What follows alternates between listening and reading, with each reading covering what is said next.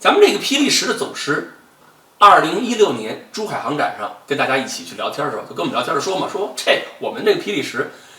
迎头拦截20几公里，尾追攻击10几公里，咬上你死定了，跑不掉了。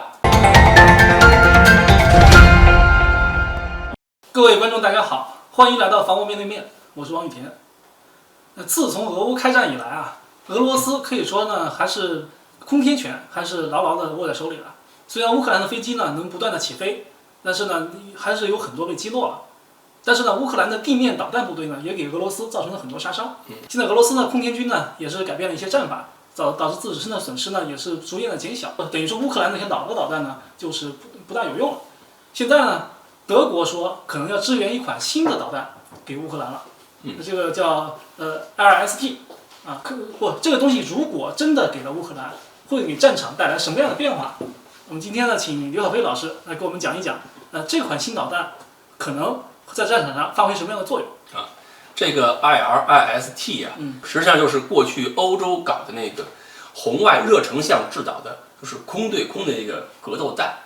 说到这个红外格斗弹，我们肯定是讲的两个型号最著名的，一个是美国的 AIM-9X， 再加上一个就是我们的霹雳10，这两个属于是业界顶尖的了。那么这个欧洲这款 Ares 应该算是在第2梯队的水平，但是2梯队在哪儿呢？就是你看我们这个霹雳10发射之后，它的大过载能力会非常强，一个是大迎角大过载，迅速掉头就回去了。那么 9X 也能做到这个水平，但是 IRS 它可能它的这大迎角控制能力不如我们，这一点会差一些。但是导引头的水平应该差距不会太大，它是热成像的嘛，只要发射上去之后看清楚目标的图像，一般像什么干扰弹之类的是没什么用处的。所以呢，一般在格斗过程中，像这一类弹咬住目标轻易跑不掉。咱们这个霹雳10的总师，2016年珠海航展上跟大家一起去聊天的时候，就跟我们聊天的说嘛，说这我们这个霹雳10，迎头拦截20几公里，尾追攻击10几公里，咬上你死定了，跑不掉了。所以呢，这个东西现在就是说考虑一下，如果仅仅是作为空对空格斗弹，那个还可以再发挥一下别的用处吗？把导引头放在地空弹上会怎么样？放在远程空空弹上会怎么样？那我对敌军的杀伤能力就强多了。那么我们当时后来搞了一个天龙30，实际上欧洲也在干这个事情。它这个 Ares 本来是空空弹，现在也改成了一个车载的。整个系统呢是有一套这个澳大利亚产的多个天线构成的一个地面的那个相控阵雷达车，目标进行搜索。然后呢，火控中心放在这儿，它的发射单元可以分布在20公里范围之内。那个发射单元是一个的发射车上4个发射垂直发射管。你想那个本来就是空弹改出来的，所以发射管是很小巧，机动性很好。射击性能的话，它就是射程到40公里，最大射高可以到2万米左右。如果说 Ares 真的到了这个乌克兰，以它的性能，它的这种打击方式，可能对空天军的威胁到有什么程度呢？因为它本身发射制导过程中，导弹本身是不发射任何信号的吧？你比如说我现在是一个半主动弹，我一个主动弹，我靠近目标，雷达一开启，雷达报警器就响了，那就响了呀。地面火控雷达一跟踪它，报警器就响了。或者我主动弹导引头一开，它也要响报警器。但是我是一个末段红外弹，它发射这么远距离之后，发动机也是关机了，你的紫外红外告警全失效，也没有发射任何信号，你的这个电磁告警也失效，就是不知不觉情况下这打都可以打上来。而俄罗斯空天军如果现在不能够面对这么一个威胁的话，它的损失一旦增大的话，是不是战斗机可能就不得不继续收缩活动范围，甚至它的轰炸机还要退出战场？那么这样对乌军来讲就等于释放自由了。你如果你那些个图22不敢到处乱飞的话，这玩意儿要一飞2万米是能够威胁图22的。你图22要不敢乱飞的话，那我乌军大部队的调动会变得更加顺畅，然后我乌军这边的这个交通就可能会更加的一个通畅。那么俄军这边就担心呢，我这边如果我空天军战斗机都压不住你的话，我怎么压住你这米格29和苏27？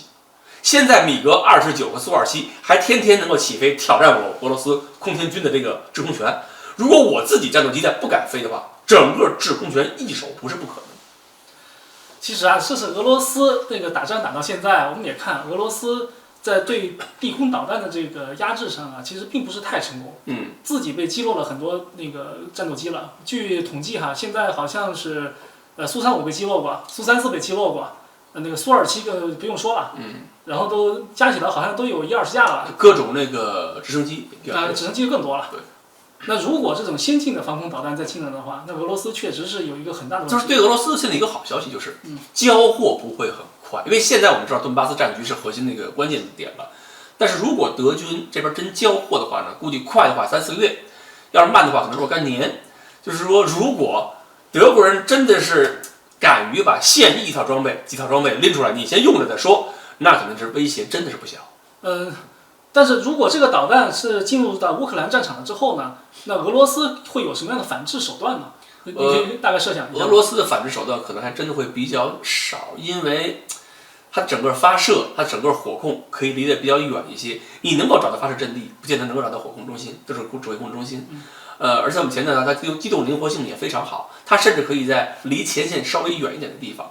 对俄罗斯来讲的话，如果要想很好的去解决这个问题，恐怕真的需要大量的人力情报去搜索，真要把这个间谍就是敌方人员给散下去，到处找人，或者是想办法利用卫星的图像去寻找这些发射车的蛛丝马迹。但是以俄罗斯卫星的数量和渗透能力来讲，目前看来俄罗斯恐怕也很难找到这么一个有效的解决方案。